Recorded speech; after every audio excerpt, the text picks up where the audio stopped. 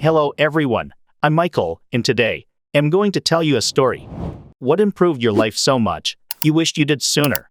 Story 1. I stopped living my life just waiting for the weekend. When you work 5 days a week and have just 2 off, it's not good to be always waiting for those 2 days. You can plan something meaningful or fun every day, even if it's just a small thing. Story 2. Got a divorce. One thing that I haven't seen anybody mention is the fact that divorce forces you to focus on you. When I went through mine, I went from stay-at-home dad to getting to see my kids once a month. The reflective time alone made me realize the severity of my mental health issues and that I was more of the problem in the marriage than anything else. I can now say that, for the first time in my life, 36-year-old, I feel truly happy and content with myself. Life is still hard and slaps me in the face regularly, but I have become, for lack of a better term, an immovable rock. My peace is now secure. I feel that the only thing that could truly rattle me enough to lose my balance would be losing a child. But I don't think about that. Fucks up my Kai. Story 3. To talk about my depression. Don't be too afraid to seek for help. Getting help in general. I'm a carer for my partner, stroke survivor, and I was caring for him for a long while with just my family for help. Then he fell and broke his hip. Suddenly, I needed help and people were holding out their hands and going, "You've done great so far, but you can't do it all." In the past 6 months since it happened, we've moved to more appropriate housing. I got help with my mild hoarding issues, and I've now got paid carers coming in to help with my partner. I'm so much better for it. I knew I needed help, but I didn't know how to ask for it. The social services worker was amazing. It sounded scary at first because of what I'd heard about them, but they turned out to just be people who knew who to put me in contact and in most cases to arrange it without me needing to do anything. The way I was going to either have a mental, I have depression and anxiety, collapse again, or a physical one. Now, I get to be a partner again instead of just a carer. I get time off to do my own thing without worrying all the time that he's okay, because I know there are people checking on him. He has a iOS pendant that he can use to contact help at any time if he's on his own. I can be me again. Story 4. I can second this. Not even just for work, but for school as well.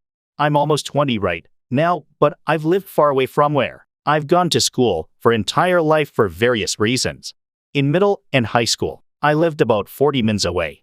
It was hard being so far away from home when everyone else lived so close, especially because I did sports and such. If I ever had something going on later at night, like a concert, I was never able to go home like everyone else and just had to find a way to kill time. I now have an apartment 5 minutes from the college I go to, and I've never been happier being so close.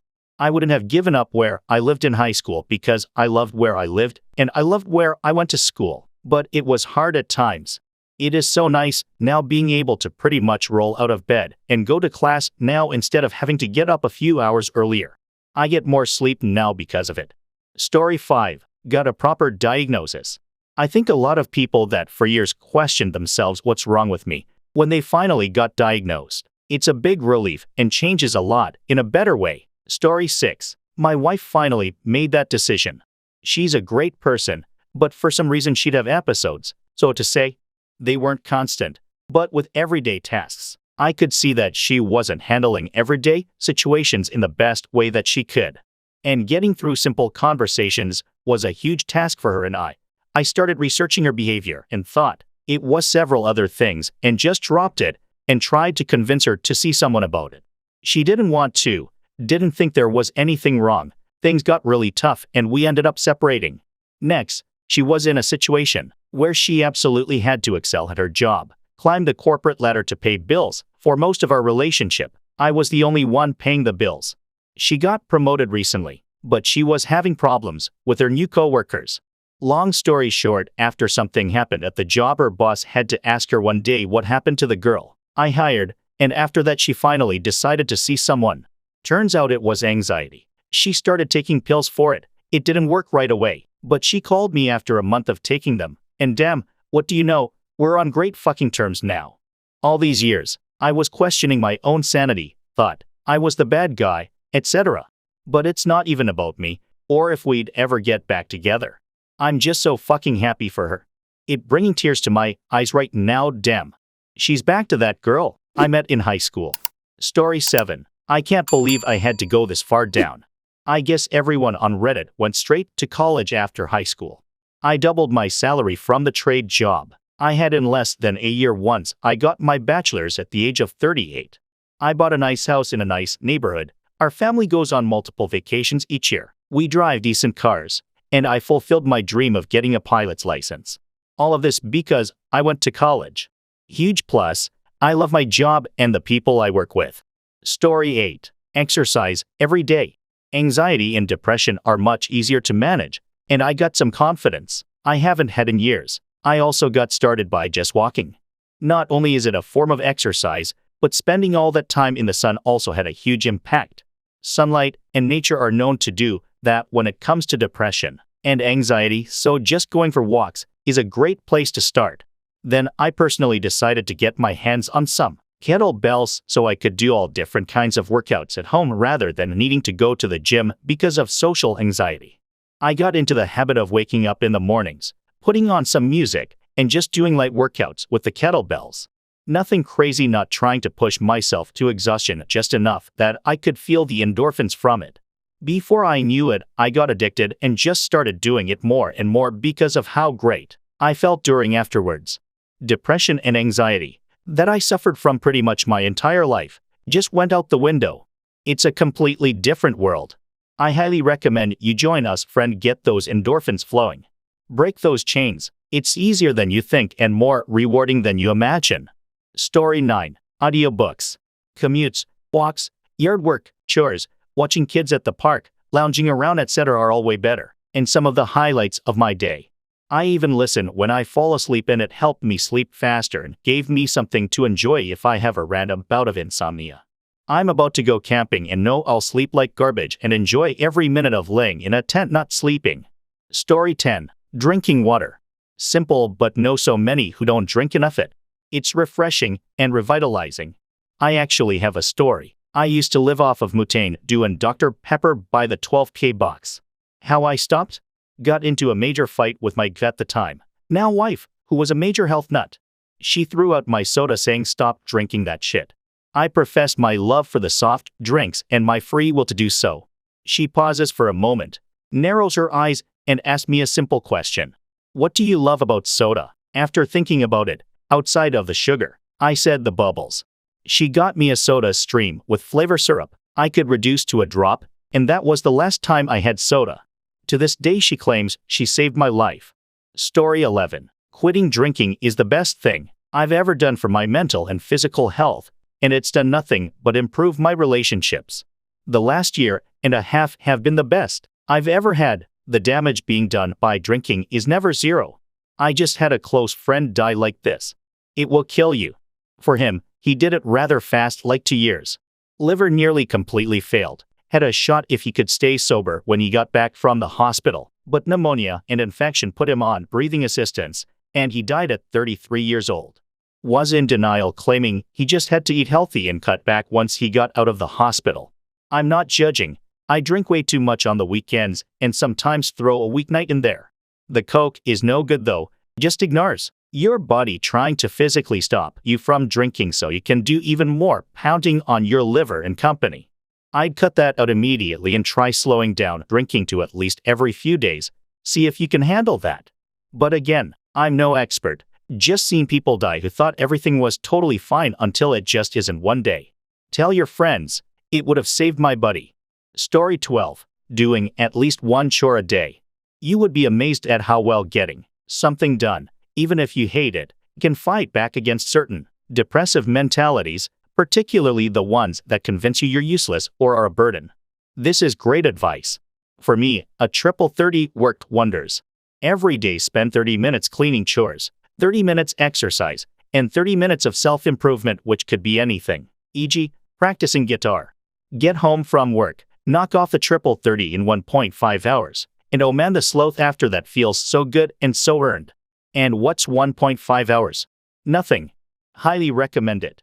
Story 13. Learning to set boundaries and say no. I'm working through this with my mom at the moment. Story 14. I say no. She escalates, throwing the whole manipulative textbook at me. I'm actually stuck between saying no to my family, me and my wife, and our future plans for the next year, and my mother, to a midweek dinner for my brother's birthday. It's obvious to me that my life is more important, so I can't not say no to my mom. But she absolutely cannot accept that no. It's insane how much she's escalated it.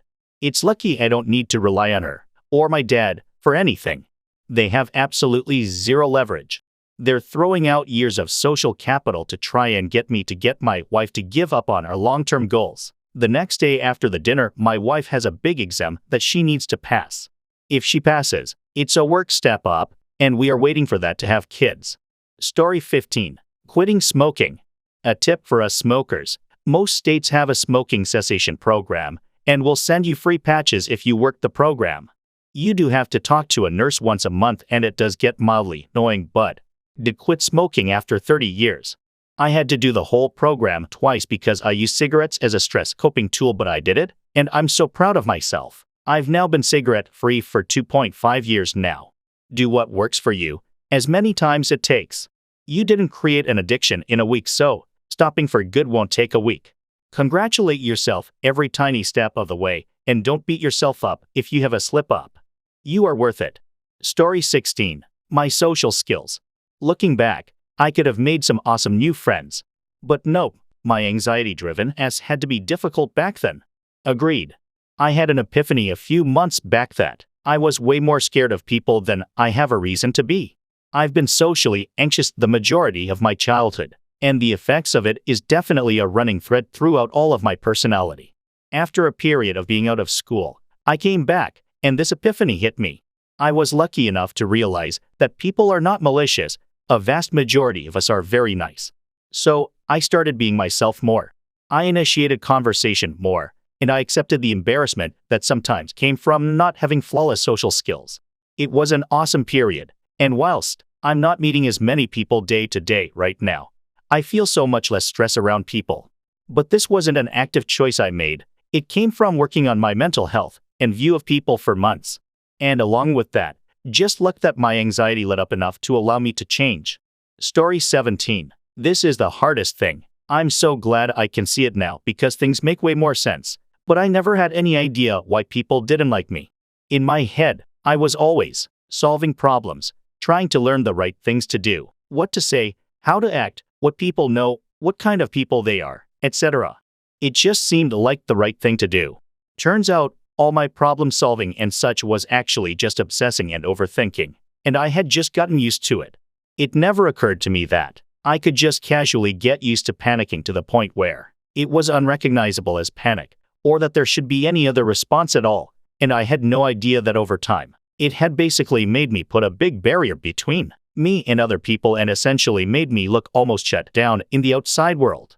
I ended up going through basically every interaction for like 15 years, making assumptions about everyone and never actually connecting with them. I just didn't think it was a thing. I didn't even remember who I was. Everything that ever made me genuinely happy was locked behind trauma, and I've lost out on so many friends because of it.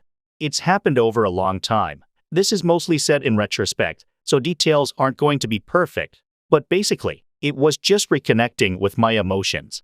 That's a big abstract concept, and likely sounds like such an obvious thing if you're already familiar with your own emotions. But I didn't have much of a guide to them growing up, and I was pretty sensitive and intense, luckily in a non-violent way, and just didn't know what to do with them, so I buried them out of necessity, and eventually just forgot about them as I got caught up in other life stuff.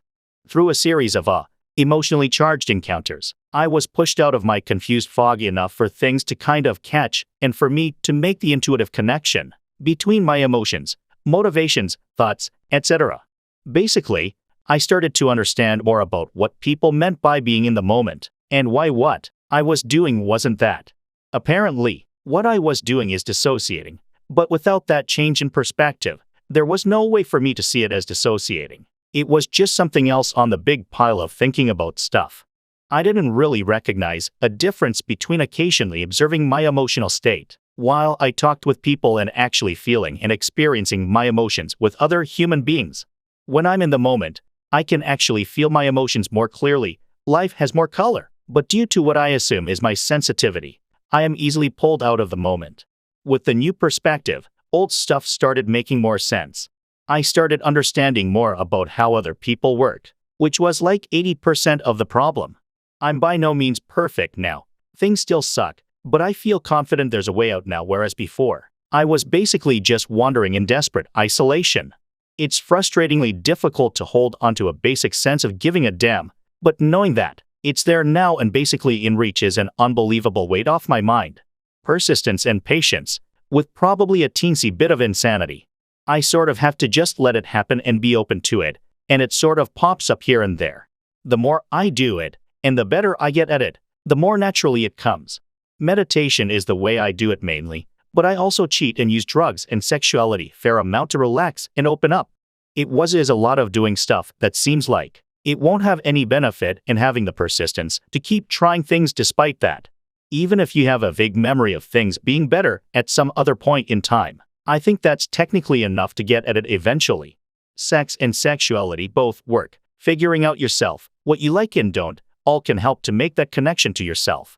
Sexuality, in general, is just an easy way to get access to strong emotions. For meditation, I don't really have any resources. You can easily look up a billion how-tos, but they're all going to give the same kind of advice, which is basically, focus on your breathing. Make sure it's happening naturally and automatically and that you're not forcing it along by breathing manually or slowing it down. Let your thoughts go, but watch them, as opposed to engaging with them. It's not bad to engage with your thoughts or anything, but the exercise is in gaining distance from them and space to view the content of them more objectively so that you're less likely to obsess about them. Notice where you get interrupted, when you feel any particular way about what you're thinking about, when you stop focusing on your breath or start holding your breath. Yes, it's boring. You might fall asleep. That's fine. Yes, it's uncomfortable. You might have a hard time getting into it and become more stressed at first. Just relax as much as you can. Make the leap of faith that it's possible for discomfort to fade. Yes, you're bad at it, but it's not an innate talent thing. It's a practice thing. Being bad doesn't mean you aren't getting better. Eventually, it will get easier, and you'll notice other things getting easier as well. It could take days to see results. It could take years, but it's worth it either way. You can do it basically anytime while doing anything. You don't need to sit cross-legged on the ground or anything like that. Story 18. I started viewing things as potential experiences rather than just opportunities for achievement. Before that, for example, if I took a class, then I was only focused on the grade. If I couldn't get a good grade, I didn't like the class. Heck, I wouldn't even start a book if I thought it might be too hard or too long and I might not finish it. Then I realized the purpose of classes, and books and other things, was to learn, and that hard ones were likely the ones I learned the most from, even if I didn't get the best grade. I started doing all sorts of stuff with the idea that I just wanted the experience. Even if I was the worst one out there, who cares? I wasn't there for the achievement. I wanted to learn things. This works socially as well, and I started taking way more risks, telling myself that, at the very least, it would be a learning experience. I saw a saying once, it's only a failure if you stop trying. Otherwise, it's an experiment. I love it.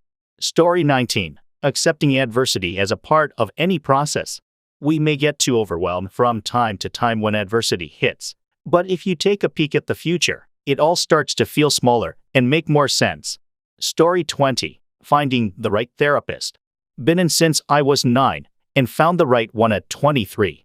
It's only been maybe 6 months, but I've already unpacked so much more trauma in that small time than I did all the other years wasted in therapy. Story 21. I dedicate at least 30 minutes every day to playing with my kid, full stop. I used to just play with him sometimes and feel guilty when I couldn't. But then I realized something. I was journaling every day about my feelings, and I realized that the high point of every single day was the time I spent playing pretend with him because we're both so joyful. He's 6, and he's growing up way too fast, and I adore him. So even when I'm exhausted and get really busy, I now set aside other grown-up responsibilities and make a fort, pretend to be a puppy, or make a fake dinner with him in his playhouse. I forget I'm his parent or an adult for a half hour and talk to him as if I were still his age. It makes him happier than anything in the world when mommy plays with him. But the real surprise was noticing that it made me happy too. That time isn't just quality time. It's something my soul treasures as downtime from the rest of my life. I genuinely enjoy it, And I think most other people would too if they would just try it. Forget how silly it makes you feel and just do it.